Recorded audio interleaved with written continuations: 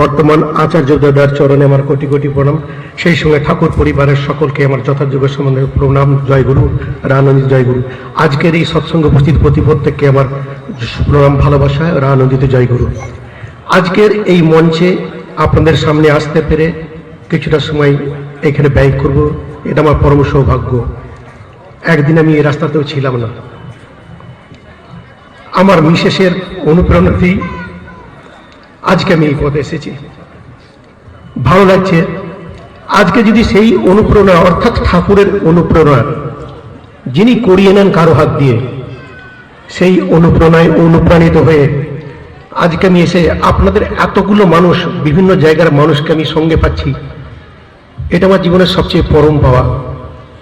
আমি জীবনে ব্যক্তিগতভাবে কি পেয়েছি জানি না, বা কি পাচ্ছি তাও জানি না। আজকে এত মানুষের উপস্থিতি, এত মানুষের সঙ্গ, সেই সৎসঙ্গ, এটা আমার জীবনে একটা বরম পাওয়া। যাই হোক, আমরা সবাই জানি যুগ যুগ ধরে ভগবান আসেন, এসেই চলেছেন, আসেন সত্য ত্রেতা দাপর কলি। আজকে যদি আমরা সেই দিকগুলোকে ভাবি, সত্য যুগে সত্যনারায়ণ, ত্রেতা যুগে রামচন্দ্র, দাপরত শ্রীকৃষ্ণ, কলিকালে রামকৃষ্ণ, শ্রীকৃষ্ণ চৈতন্য, আমার ঠাকুর অনুকূলচন্দ্র, যিনি আজকে বংশ পরম্পরায় চলে আসছেন, যার জন্য যুগ যুগ ঝরে গিয়ে চলেছে, এই যে তার জন্য যুগ পুরুষোত্তম আমরা বলি। তার সংস্পর্শে আমি না আজকের আমার এতগুলো মানুষ বিভিন্ন জায়গা থেকে, মা বোনরা, ভাই বাচ্চারা, এই আনন্দে আমরা সামিল হয়েছি।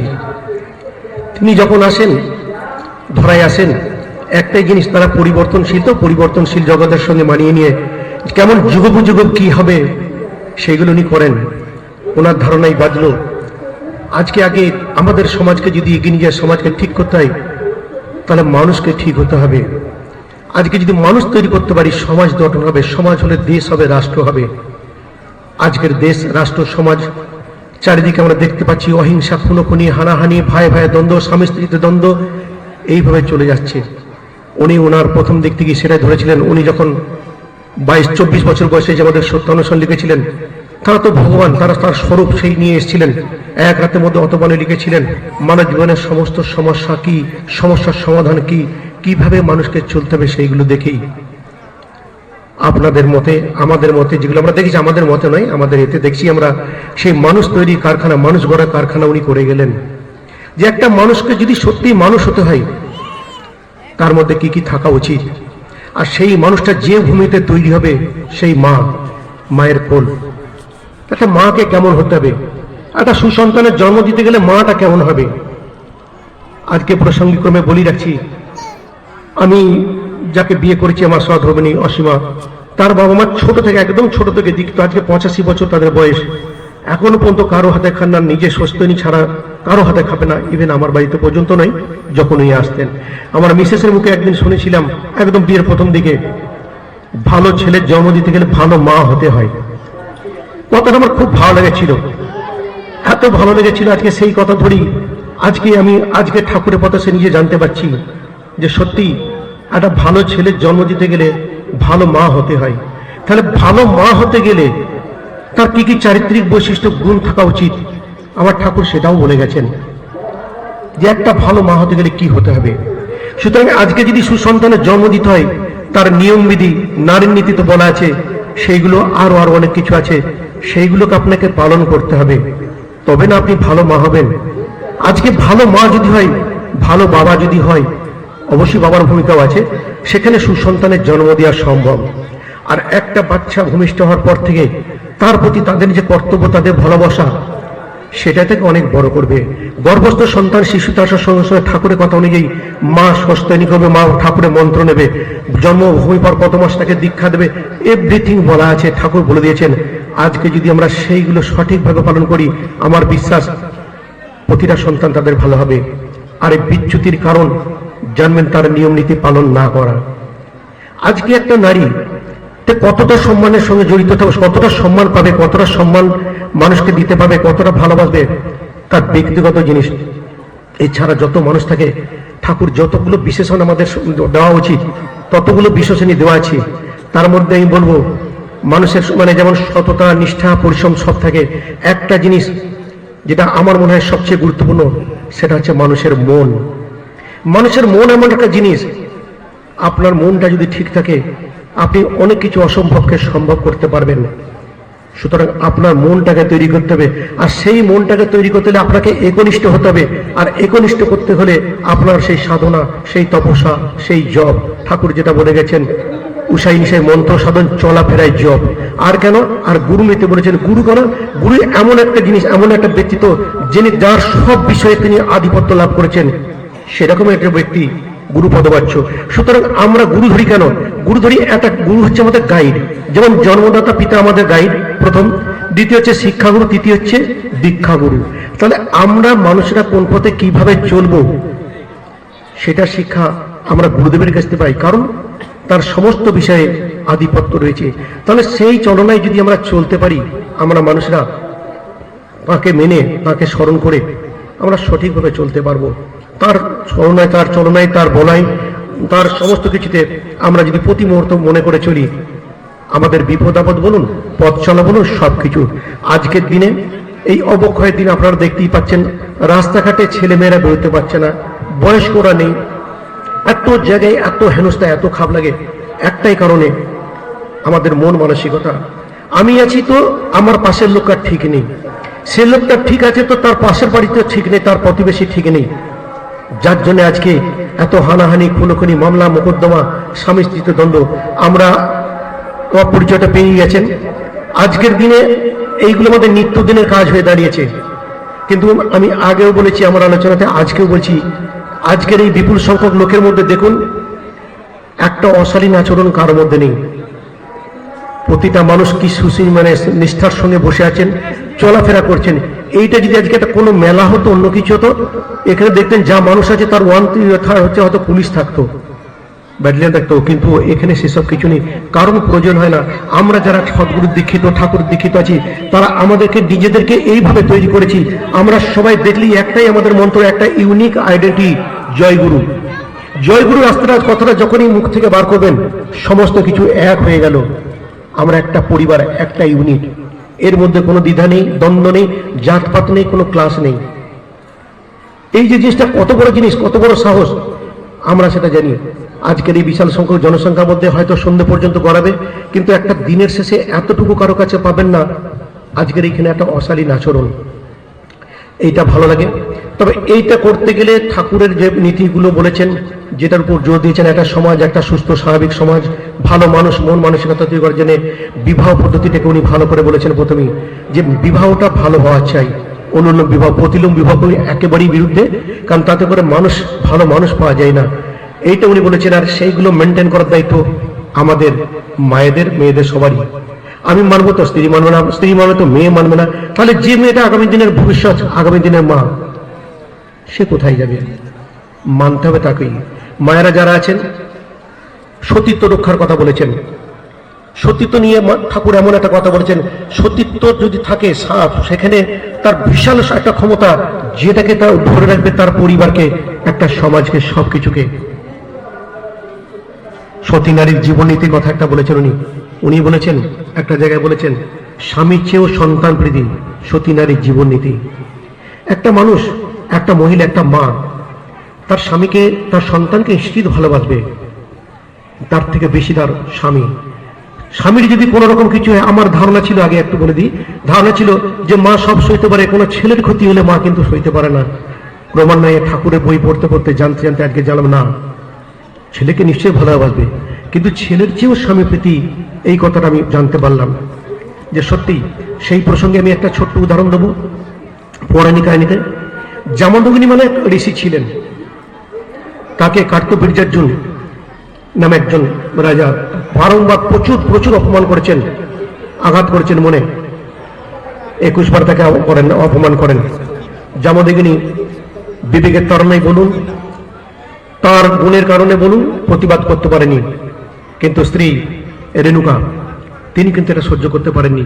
বলো না, আমার স্বামীকে এত অপমান করছে, এর প্রতিশোধ আমি নেবই। তখন তিনি কি করলেন? ছেলে হচ্ছে তার পরশুরাম, পরশুরামকে বললেন, তুই ওই কার্তবীর্যার্জুনকে হত্যা করবি, কিন্তু তার আগে আমি ক্ষত্রিয় বংশ মানে শেষ করবি। তখন উনি বললেন, আমি তো নিজে ক্ষত্রিয়, তাই তুই আমাকে আগে মার, মেরে তবে তুই ক্ষত্রিয় বংশ একদম উৎখাত করে দে। ছেলে কিছুতেই করবে না, করতে পারে না, কিন্তু বাধ্য করিয়েছিল ভাই রেণুকা তার ছেলেকে পরশুরামকে দিয়ে তাকে হত্যা করতে। তারপরে তিনি উদ্ভুত মানে সমস্ত ক্ষত্রিয় বংশ ধ্বংস করেছিলেন। কেন কি? তার স্বামীর প্রতি ভালোবাসা, স্বামীর প্রতি টান। এই যে জিনিসগুলো আজকে প্রতিটা জিনিস, প্রতিটা বিষয়ে, প্রতিটা পদক্ষেপে যদি আমি ঠাকুরের বাণীগুলোকে মানি, দেখবেন একটা আমরা যতগুলো বিশেষণ পাই সমস্তগুলো গুণগুলো ঠাকুর সেইখানে একটা একটা করে লিখে দিয়ে গেছেন, শুধু আমাদের পালন করার অপেক্ষা। আমরা যারা জানি পালন করছি বা করি বা করব, আপনারাও শিখবেন আস্তে আস্তে। শুধু নিজেকে ঠিক রেখে, নিজের চলনা ঠিক রেখে করে যাবেন। আর ঠাকুর এই চলনায় চলতে গেলে যেটা উনি বলেছেন, ইষ্টকে ভালোবাসা তো করিয়েছেন, আর ভালোবাসার কথা প্রথমেই আছেন, ইষ্টকে ভালোবাসো। আর ইষ্টকে ভালোবাসতে গেলে যে নামটা আমরা সচরাচর করবো সবসময়, ইষ্ট নাম, আমরা সকালে সদেন প্রার্থনা, ঠাকুরকে ডাকা, এইটা করতে করতে মনের মধ্যে এমন একটা শক্তি আছে, যে শক্তিটাই আমাকে টেনে নিয়ে যাবে সামনের দিকে। অজপা নামের কথা বলেছেন, অজপা নাম করতে হয়। অজপা নাম করতে করতে কি হয়, অটোমেটিক্যালি নিজের শরীরের মধ্যে একটা ক্ষমতা আছে, একটা শক্তি আছে, আর প্রতি মুহূর্তে ঈশ্বর যেন আমার সঙ্গে আছেন। এটাই তাহলে আমরা আমাদের যে চর্চা, যে শিক্ষা, যে সরল সাধারণ সমীকরণ ঠাকুর আমাদের দিয়ে গেছেন, আমরা সেইগুলো প্রতিনিয়ত মাথায় রেখে চলবো। তাহলে আপনার মধ্যে একটা এমন শক্তি আসবে, একটা ম্যাগনেটিজম আসবে, একটা আকর্ষণীয়তা আসবে ঠাকুর প্রতি। তখন আমরা ঠাকুর ছাড়া কিছু ভাবতে পারবো না, বলতে পারবো না। ঠাকুর, আমি খাচ্ছি তুমি আছো, আমি চলছি তুমি আছো, আমি শুচ্ছি তুমি আমার সঙ্গেই আছো। ঠাকুর সেই জন্য বলেছেন, যখন বাড়ি থেকে বেরবি আমায় সঙ্গে করে নিয়ে বেরবি, আমি যেন তোর সঙ্গে আছি। সবসময় চলবি, ফিরবি, ঘুরবি, আমার কথা ভাববি। এই নামটা, অজপা নামটা এই কারণেই, সেই অজপা নাম করতে করতে করতে করতে ঠাকুরকে যখন আমি নিয়ে চলছি সঙ্গে, ঠাকুর আমার মধ্যে আছেন এটা ভেবি, আমার মধ্যে এমন একটা শক্তি যোগাবে, আমার কোনো কিছু বাদ যাওয়ার, আমি দেখবেন ঠাকুরের আশেপাশে ঠিকই সেই জায়গায় পৌঁছে যাব, শুধুমাত্র ঠাকুরের দয়া। তাহলে আমাদের যেটা করতে হবে, নিষ্ঠার সঙ্গে তাকে ভালোবাসা। ইষ্টনিষ্ঠা বলছে যত বিপদ আপদই আসুক, ইষ্টপ্রীতি ছাড়বি না, ইষ্টপ্রীতি বাড়িয়ে যা, নাম বাড়িয়ে যা।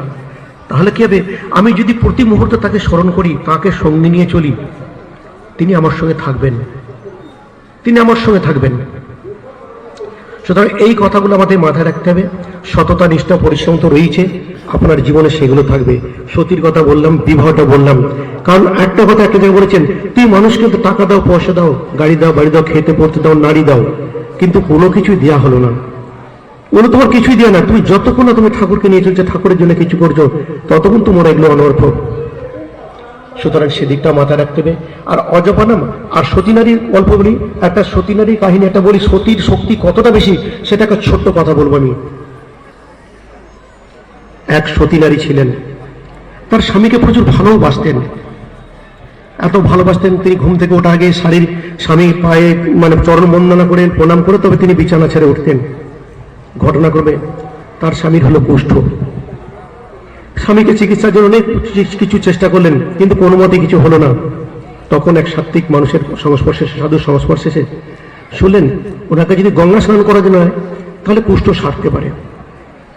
স্বামীর প্রতি তার কর্তব্য, ভালোবাসা, প্রেম সবকিছু, উনি সেই স্বামীকে নিয়ে ভোরের অন্ধকারে লোকচক্ষুর আড়ালে তাকে একটা ঝুড়িতে একটা নরম বিছানা দিয়ে মানে শয্যা দিয়ে উনি গঙ্গা স্নানে উনি যাচ্ছেন, নিয়ে গিয়ে গঙ্গা স্নান করিয়ে নিয়ে আসেন।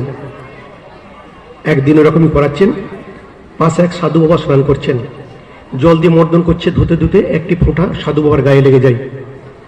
সাধু বাবার সঙ্গে সঙ্গে তাকিয়ে তাকে অভিশাপ দেয়। মানে এরকম বলি, তখন মানে পদ্মা বলছেন, মানে এটা মহিলা না পদ্মা, যে সাধু বাবা জ্ঞান তো আমি কোনো অন্যায় করিনি, এরকম পরিস্থিতিতে একটা হয়ে গেছে, আমাকে মার্জনা করবেন, ক্ষমা করবেন। বলো না, আমি তোকে অভিশাপ করছি, সূর্যটার সঙ্গে সঙ্গে তোর স্বামী মারা যাবে। পদ্মাটাকে অনেক রিকোয়েস্ট করলেন, সাধু বাবা এই অভিশাপ দেবেন না, অভিশাপ ফিরিয়ে নিন। বলো না, আমি যা মুখে বলেছি তোর সেটাই হবে, সূর্যোদয়ের সঙ্গে সঙ্গে তোর স্বামী মারা যাবে। তখন পদ্মিনী উপায়ন্তর না দেখে উনি বললেন, শুনুন সাধু বাবা, আমি যদি সত্যিকারের সতী হয়ে থাকি আজকে আকাশে সূর্য উঠবে না, আমি যদি সত্যিকারের সতী হয়ে থাকি আজকে আকাশে সূর্য উঠবে না। যথা বলা তাই, সতী নারীর জীবনীতি, ঠাকুরের আদর্শ, ঠাকুরের বলা কথা। আকাশে সূর্যটা বন্ধ হয়ে গেল। সমস্ত দেবদেবী প্রাণীকুল যারা সূর্যের মুখ না দেখে, সূর্য না দেখে জল খান না, সমস্ত বন্ধ গেল, পৃথিবী অন্ধকার হয়ে গেল। হাহাকার উঠে গেল চারিদিকে, কি এমন ঘটলো? সমস্ত দেবদেবী এক হলেন, জানতে পারলেন এই কাহিনী। এলেন ছুটে পদ্মার কাছে, যে মা, তুমি ক্ষণেকের জন্য তুমি তোমার এই যে বলা কথা সেটা তুমি তুলে নাও, নতুন কলেবরে তোমার স্বামীকে পাবে। তিনি সত্যি করিয়ে সতীকে বুঝিয়ে, সতী তখন বললেন, ঠিক আছে, আমি আমার অভিশাপ তুলে নিচ্ছি। সঙ্গে সঙ্গে তার স্বামী জীবিত হলেন, সূর্য উঠল, তার স্বামী বেঁচে গেলেন, নতুন কলেবরে অর্থাৎ নতুন শরীরে বেঁচে উঠলেন। কেমন কিনা? ঠাকুরের নির্দেশে তাকে জল দিয়ে নতুন কলেবরে পেলেন। তাহলে এই হচ্ছে নারী শক্তি, সেই হচ্ছে একটা সতীত্বের গুণ। কত বড় ক্ষমতা থাকলে আজকে চন্দ্র সূর্যকে পর্যন্ত থামিয়ে দেওয়া যায়, এত বড় কথা একটা আমাদের ঠাকুর দিয়ে গেছেন। তাহলে আমাদের ঠাকুর একটা মানুষের জীবন থেকে মৃত্যু পর্যন্ত সমস্ত কিছু করতে পারেন। তোমার চলনায় কি চললে, কিভাবে চললে তুমি ঠিকভাবে চলতে পারবে সেটাও বলেছে।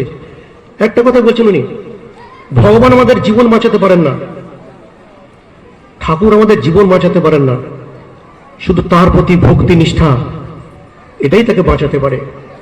আবার এক জায়গায় বলছেন যে তুমি বাঁচতে গেলে, চলতে গেলে তোমার যদি শরীর বিধান পালন না করো, তুমি কি করে বাঁচবে?